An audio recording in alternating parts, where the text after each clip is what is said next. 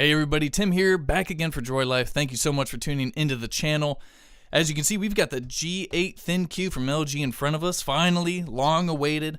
This device was announced at MWC in late February. It is now April, and we finally have it in-house, ready to rock. The launch date is set for April 11th here in the US. You can find it at T-Mobile, Verizon, AT&T, Sprint, Best Buy, B&H, etc. LG set the price at $820, but I think the best deal you're going to find is over at T-Mobile, where they just slashed it by $200. So already the phone's on sale for $620 right out of the gate. Whether that's because of competition from Samsung or LG, just, I don't know what they're thinking. Either way, we've got the phone. Let's get right to it. This is our LG G8 ThinQ unboxing and hands-on.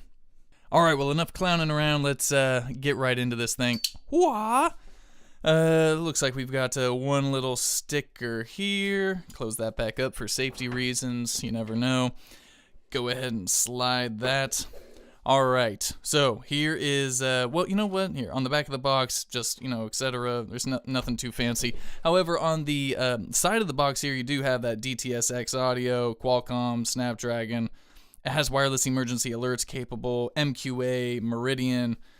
Hey Google, we know LG loves Google, and we certainly appreciate that. So you know what? Let's do a little bit of magic here and do it this way.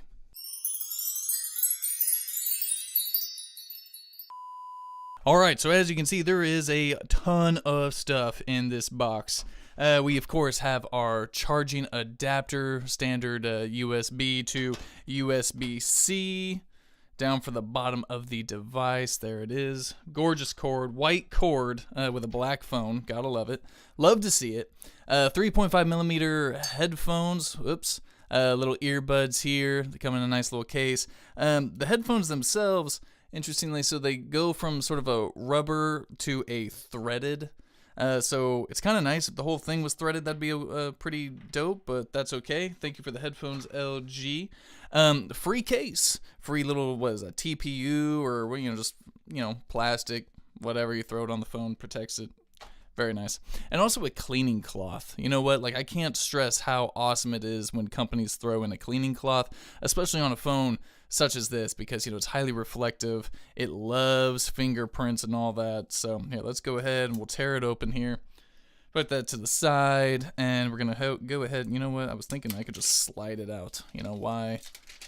Why do this whole song and dance? So, here is the device, the LG G8 ThinQ from LG. The main differences, at least in the hardware, you're going to notice this looks a lot like an LG G7. However, flush cameras. I know that is like some wizardry. Samsung can't seem to figure it out, but LG has done it. So now the cameras are completely flush on the back. That is nice. You set it on the table. There's no rocking. This thing is solid. It's not going anywhere.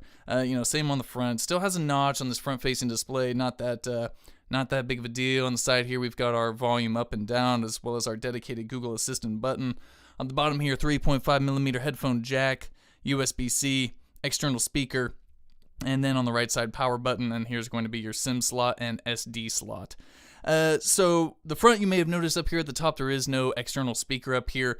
So I'll get into this here in a little bit, but the whole display is a speaker, man. So it's pretty cool stuff, pretty trippy stuff. So let me clear off the table. We'll talk specs. I'll boot it up and all that. Let's give it the old snap. All right, now that the phone is, cleaned up and booted up and my workspace is now clean, let's go ahead and talk about specs. So the big one, of course, being the display, a 6.1-inch 19.5:9 aspect ratio Quad HD Plus OLED display, full vision, resolution of 3120 by 1440. That brings the PPI up to 564. So pretty dense.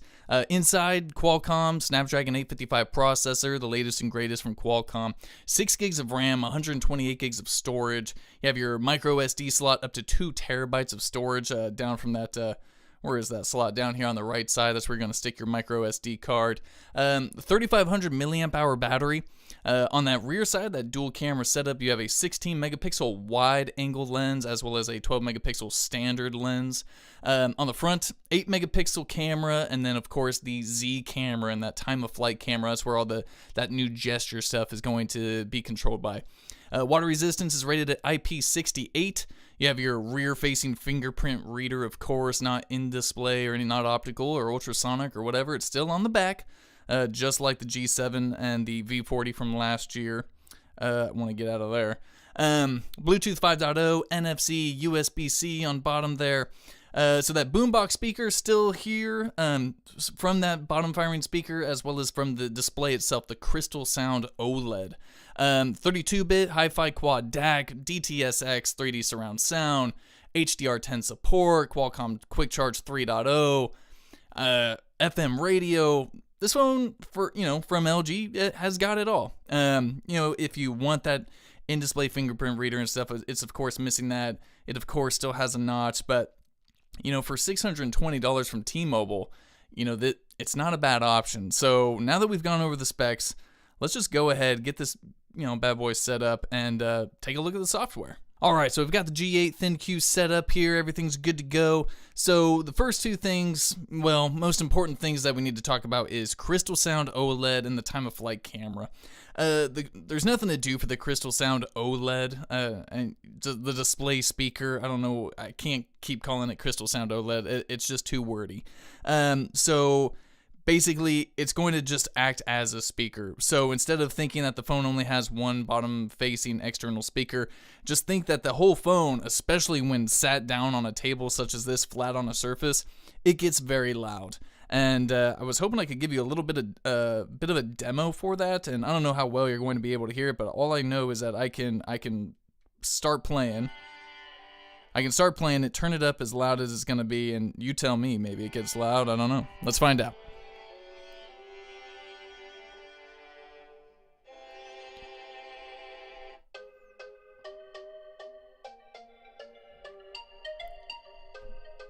Alright, solid jam, LG, thank you. So, needless to say, it does get very loud, and it just works right out of the box. You don't have to enable anything or anything like that. And when you're talking on the phone, I did this in my kind of first hands-on video when they announced the device. No need for that slot up there, when you try and find that kind of special right in the middle spot for your ear when you're trying to hear through the earpiece. The whole top portion of the phone is that kind of earpiece, almost like a bone conduction like effect. So very nice, and I like that a lot. So next thing though, of course, we have to talk about the TOF-Z camera, the time of flight camera. And for that, what I realized is that, first of all, here, look at this. So LG, Android Pie, of course, still got this kind of paginated look going. Of course, you can change that. Just go to list view, make your life easy. So if you go down into lock screen and security, that's where you're going to first initially set up your hand ID. So the phone, of course, uses the palm of your hand to unlock it with that, actually using the veins in your hand and that Z camera. So once you have your hand ID all set up, that's when I noticed that you could actually start using your hand for the gesture controls from the time of flight camera.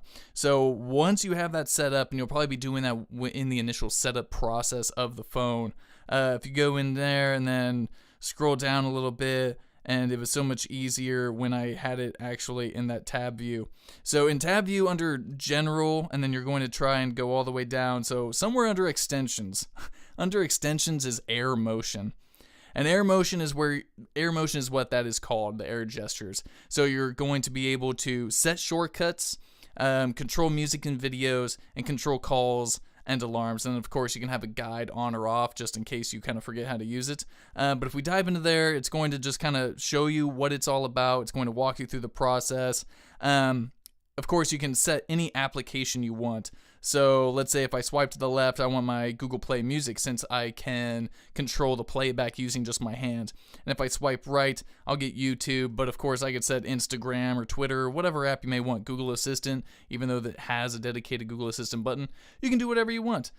So once that is on and enabled, let's see if I can do this here.